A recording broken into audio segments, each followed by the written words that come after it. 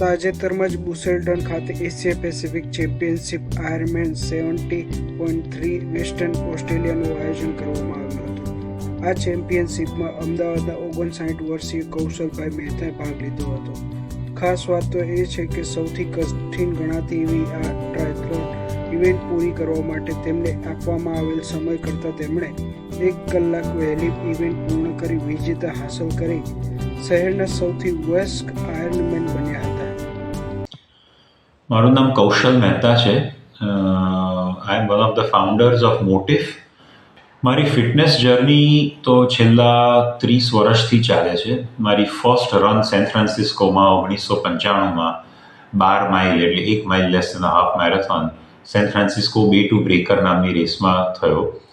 અને ત્યારથી મારી running journey over the last 25-30 years મેં લગભગ 30થી 35 મેરેથોન વર્લ્ડ વાઇડ હું દોડ્યો છું. જુદા જુદા ભાગમાં San Francisco, Houston, Athens Greece, Bombay, Hyderabad, Ahmedabad, Delhi, એટલે અરાઉન્ડ ધ વર્લ્ડ.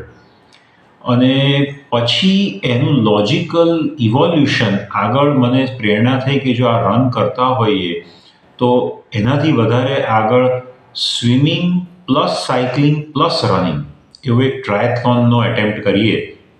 તો મેં એક નાના ડિસ્ટન્સવાળી ડિસેમ્બર 23માં ઓલિમ્પિક ડિસ્ટન્સ ટ્રાયથલોન કરી. અને ત્યારથી પછી મને કોન્ફિડન્સ આવ્યો, ઇન્સ્પિરેશન થયું કે હું આયર્નમેન 70.3 જે 113 કિલોમીટરની રેસ છે એમાં મેં ડિસેમ્બર 1, 2024માં ભાગ લીધો. એ રેસમાં 1.9 કિલોમીટર્સ એટલે ઓપન ઓશન સ્વિમિંગ એનાથી શરૂઆત થાય, પછી 90 કિલોમીટર સાયકલિંગ અને ત્યારબાદ 21 કિલોમીટર રનિંગ. આ બધી જ વસ્તુ બેક ટુ બેક કરવાની અને 8.5 કલાકમાં એનો કટ ઓફ હોય.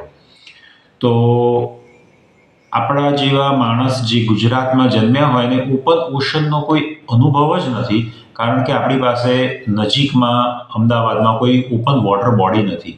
એટલે આ સ્વિમિંગ પુલમાં 1.9 કિલોમીટર્સ તરાય નહીં, દરિયામાં જ કરવું પડે.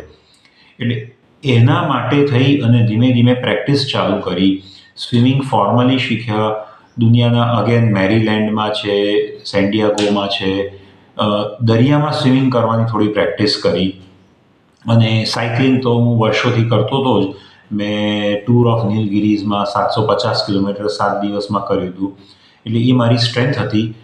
પણ ઇન્ટેન્સ 6 મંથ્સ 5.5 મંથ્સનું મારું ટ્રેનિંગ ડ્યુરેશન હતું, જેમાં મેં 350 કલાકની ટ્રેનિંગ કરી, ઇન્ક્લુડિંગ યોગા, સ્ટ્રેન્થ ટ્રેનિંગ.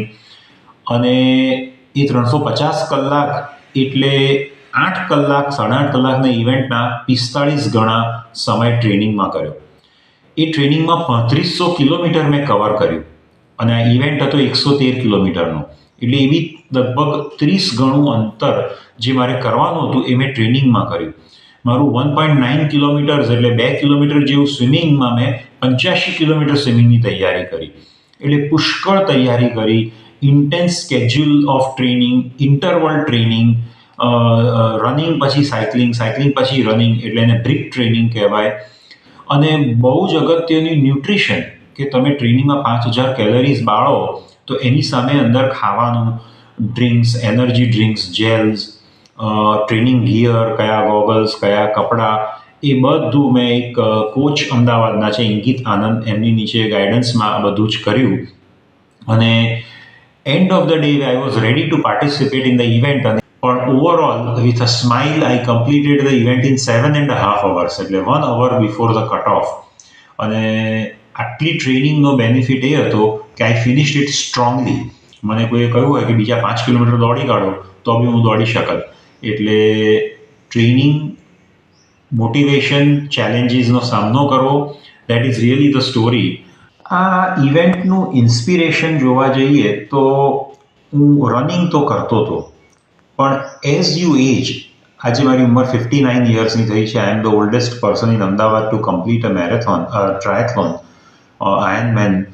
તો એના માટે બોડીને એકલું રનિંગ કરતાં ક્રોસ ટ્રેનિંગ, એટલે થોડું સ્વિમિંગની એક્સરસાઇઝ થાય, થોડી સાયકલિંગની થાય અને રનિંગની થાય, તો it is a complete body exercise.